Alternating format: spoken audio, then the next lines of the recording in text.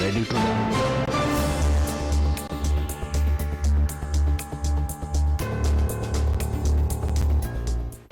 नमस्कार, मैं सोनाली और आप देख रहे हैं केकेडी न्यूज। जैसा कि इस समय में मोदी का परिवार टैग जोरों शोरों पर चल रहा है और हर बीजेपी कार्यकर्ता में मोदी का परिवार ट्रेंड में लगा है। वहीं अगर बात करें मोदी के परिवार की, तो आज हमारी सहयोगी चंद्रा रत्ना ने योग सोशल सोसाइटी के राष्ट्रीय संचालक हरिराम जायसवाल से खास बातचीत भी की है। आपको बता दें, योग सोशल सोसाइटी संगठन के राष्ट्रीय संरक्षक प्रहलाद मोदी, जो प्रधानमंत्री नरेंद्र मोदी के अनुज भी हैं, संगठन के राष्ट्रीय संचालक हरिराम जायसवाल से खास बातचीत में क्या कुछ उन्होंने कहा है, आइए देखते हैं। वो अपने परिवार से जितना मोहब्बत करते हैं उतना देश के सारे जनता को उतना मोहब्बत करते हैं। इस सबको एक नज़र से देखना चाहते हैं प्रधानमंत्री जी।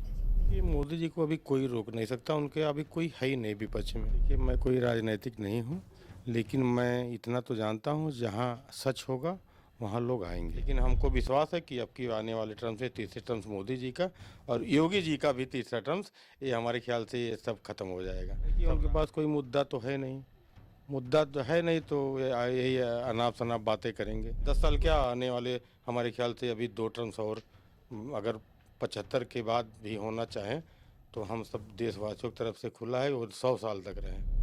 तो 51,000 पेड़ अभी मैं लखनऊ में कम से कम 500 पेड़ लगाया हूँ और लगभग 500 पेड़ में हम तो ख्याल से 350 पेड़ अभी भी सब बड़े बड़े 10 फीट के ऊपर हो गए। पेड़ लगाना ही नहीं, उसको जिंदा रखना हमारा काम। बिल्कुल ज्वाइन करें, हमारा 128 ग्रुप है पूरे ऑल इंडिया में वाईएसएस का।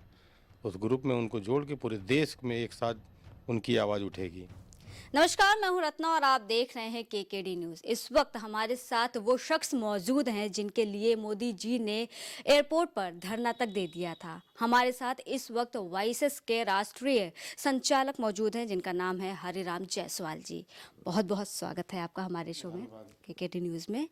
जी, जिस तरीके से हम सवालों से शुरुआत करना चाहेंगे, आपको पता है कि चुनाव आने वाले हैं और देखा गया है कि हमेशा चुनाव से पहले जो सरकार रही है उनका एक अभियान चला है। ध्यान दिया होगा तो 2014 में जैसे कि चाय वाले से काफ़ी चर्चित रहा है, फिर 2019 में भी चुनाव से पहले चौकीदार से, और अभी मोदी मेरा परिवार, इसका अभियान चलाया जा रहा है। तो जैसा कि हम अपने दर्शकों को ये भी बता दें कि इसके संरक्षक, वाईएसएस के संरक्षक जो हैं वो प्रहलाद मोदी जी हैं, मोदी जी के छोटे भाई हैं वो, और उनका ही संचालक इन्होंने किया है और ये संचालक हैं हरिराम जायसवाल जी। तो हम थोड़ा उनके व्यवहार के बारे में बातचीत करेंगे, कैसे उनका परिवार है, क्या साधारण ज़िंदगी जीते हैं या कुछ अलग हटके ज़िंदगी है। जी, पहले आपको बहुत बहुत स्वागत है कि आपने हमें इसके लिए यहाँ आने का, हमारा इंटरव्यू लेने का अवसर दिया। बहुत बहुत धन्यवाद आपको। और मैं तो उनके परिवार से बहुत सालों से जुड़ा हुआ हूँ और उनके गांव पर भी आना जाना हमारा लगा रहता है। बड़नगर से लेके अहमदाबाद, उनके सारे भाइयों से मेरी मुलाकात, उनके घर पे, गांव पे, अभी 100 साल उनकी माता जी हुई थी तो उनके गांव पे बहुत बड़ा फंक्शन उन्होंने सारे भाइयों ने मिलके किया था, तो वहाँ पे भी मैंने गया था। उनके सारे भाई, उनकी एक बहन, मोदी जी भी गए थे, तो सबसे मुलाकात हुई, उनकी माता जी का भी आशीर्वाद प्राप्त हुआ। तो इसके बाद ऐसा कुछ नहीं, उनके गांव में बहुत ही साधारण परिवार है। आपको विश्वास नहीं होगा कि एक प्रधानमंत्री का परिवार इतना साधारण वे से जी रहा है अपने गांव में कि मैं अपने आंखों पे लोग विश्वास नहीं कर पाएंगे कि इतनी सिंपल, एक विधायक होता है, एक मंत्री होता है, उसका पूरा धाग रहता है अपने ज़िले में, अपने प्रदेश में, लेकिन ऐसा कुछ नहीं, बिल्कुल सिंपल तरीके से कि आप सोच नहीं सकते कि इतना साधारण परिवार भी इस पृथ्वी पे इतने बड़े शख्स का होगा। जी, जैसे कि आपने बोला कि वो प्रधानमंत्री के भाई होते हुए भी काफ़ी नॉर्मल ज़िंदगी जीना पसंद करते हैं, काफ़ी साधारण हैं। लोगों को ये बात नहीं पता है, लोगों को लगता है कि वही शान और शौकत है, प्रधानमंत्री मोदी के भाई है वो, तो लोग थोड़ा सा अलग नज़रिए से उनको देखने लगते हैं। फिर उस तरीके से असल ज़िंदगी में ऐसा सुनने में आया कि वो काफ़ी डाउन टू अर्थ किस्म के इंसान हैं प्रहलाद जी।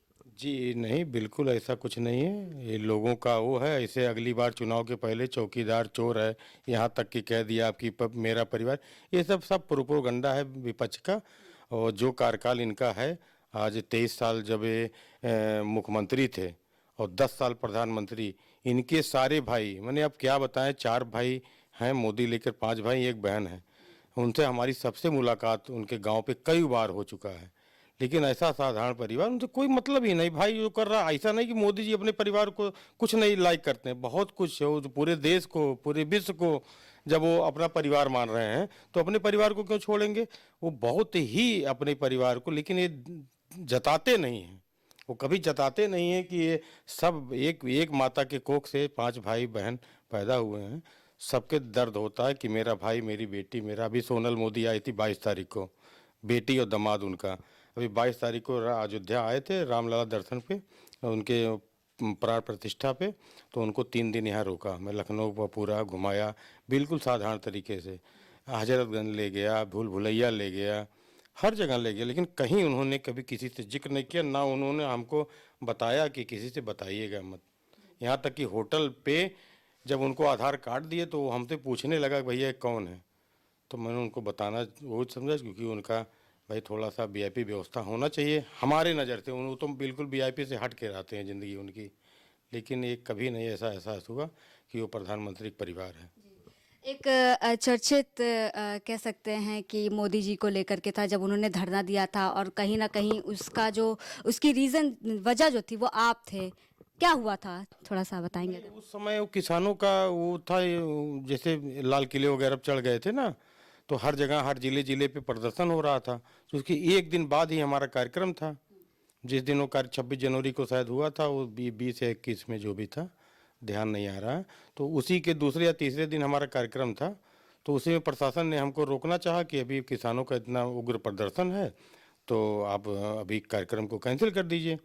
तो मैंने थोड़ा, भाई कार्यक्रम निरस्त करने में एक दिन पहले हम कहाँ कर सकता था। धीरे धीरे मैं प्रयास कर रहा था। तब तक रात में प्रशासन ने हमको जो है वो किया कि आप ले गए और कहे कि अपना कार्यक्रम रद्द कीजिए। मोदी जी को सूचना मिली और उन्होंने अहमदाबाद से तुरंत आए, एयरपोर्ट पे प्रशासन से बात करना चाहा, लेकिन संजोग से बात नहीं हो पाई। तो वहीं धरने पे बैठ गए, 3-4 घंटे धरने पे बैठे। जब प्रशासन को पता चला प्रधानमंत्री के भाई हैं, पूरा प्रशासन ही हिल गया। और फिर हमको वहाँ से, जहाँ हमको चौकी पे, अफसरान चौकी है चिन्हट थाने के अंतर्गत, तो वहीं से हमको जब उनके पास पहुँचाया गया 4 घंटे बाद, फिर वो धरने से उठे। तो वो अपने लिए, अपने जो अपने संगठन के लोग हैं उनके लिए बहुत ही शुभचिंतक हैं। सबको अपना बेटा और भाई मानते हैं।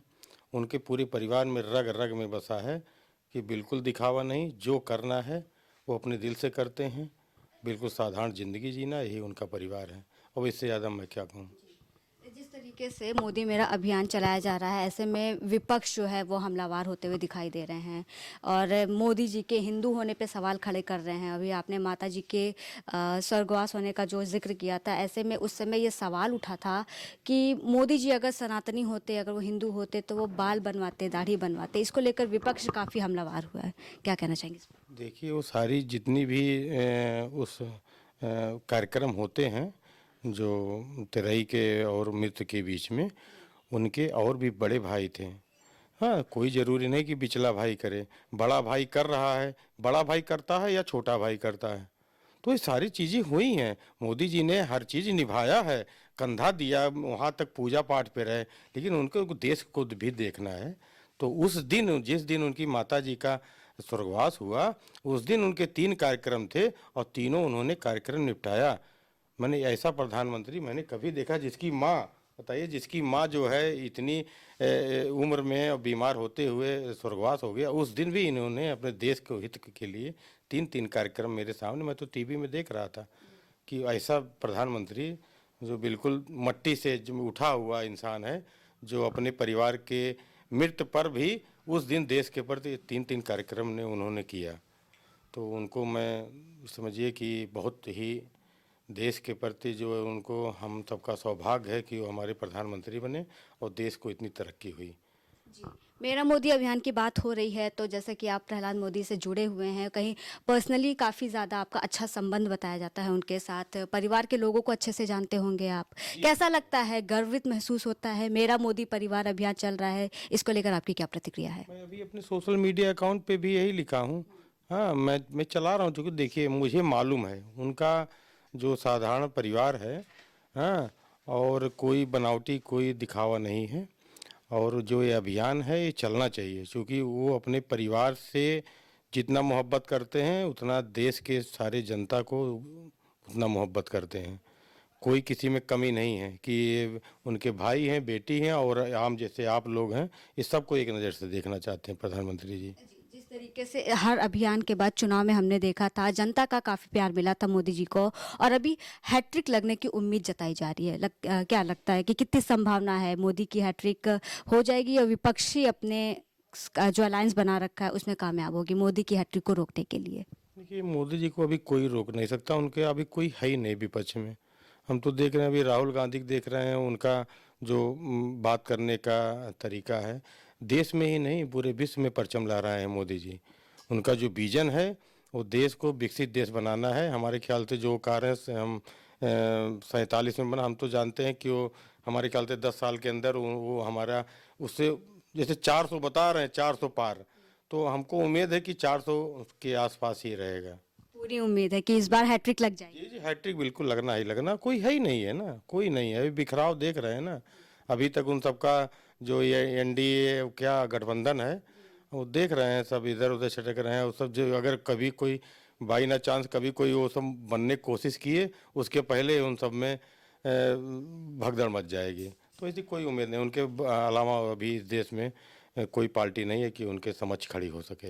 लेकिन जिस तरीके से, जैसे कि अभी आज ही की बात है, जिस तरीके से मध्य प्रदेश में रैली हुई थी, और जैसे ही वो राहुल गांधी रैली से विदा होते हैं, अपना यात्रा ख़त्म करते हैं, उसके बाद ही ये सुनने को आता है कि कई कांग्रेस की पार्टियों के जो नेता है, बड़े नेता है, जिसमें पचौरी जी भी शामिल है, सुरेश पचौरी जी ने 13 नेताओं के साथ बीजेपी का दामन थाम लिया। ऐसे में काफ़ी एलिगेशंस लगते रहे कि बीजेपी ईडी सीबीआई का डर पैदा करके जो समाजवादी पार्टी में जो हो रहा है वही यहाँ भी देखने को मिलेगा।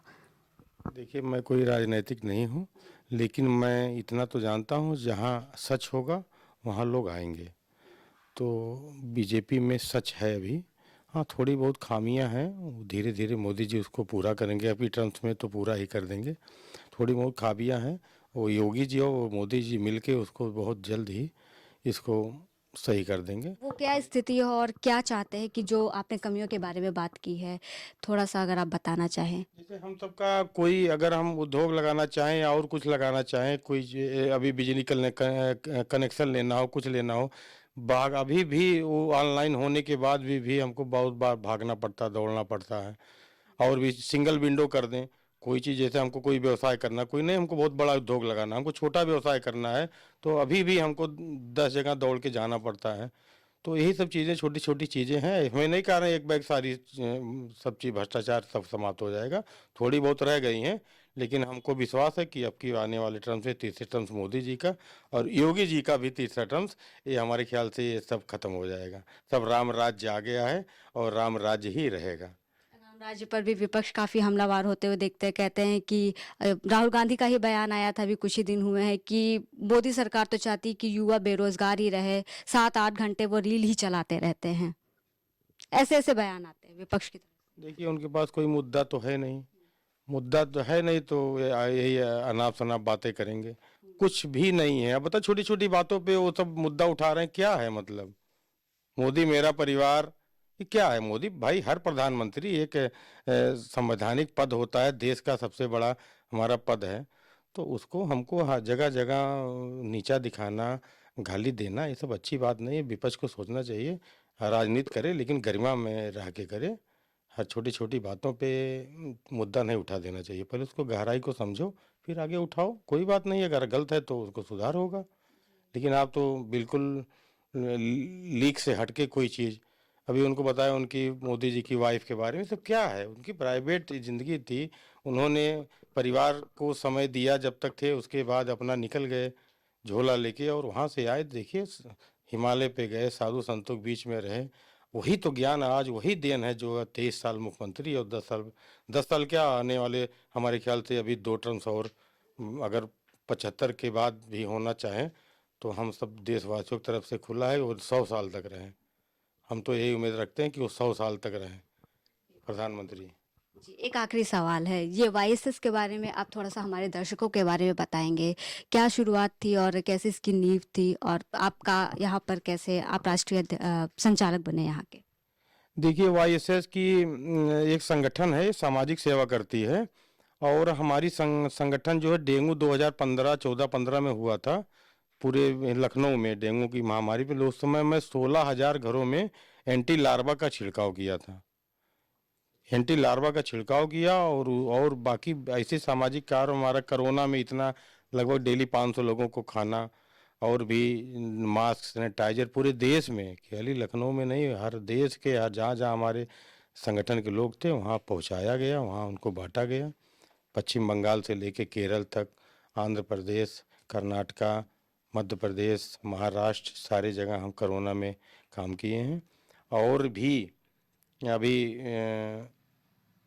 हर 3-4 महीने में एक ऐसा कार्यक्रम करते हैं, और कोई फंड नहीं, सरकार से आज तक कोई फंड नहीं लिया गया, जो कि एटीजी वगैरह सब कुछ मेरे संगठन का है।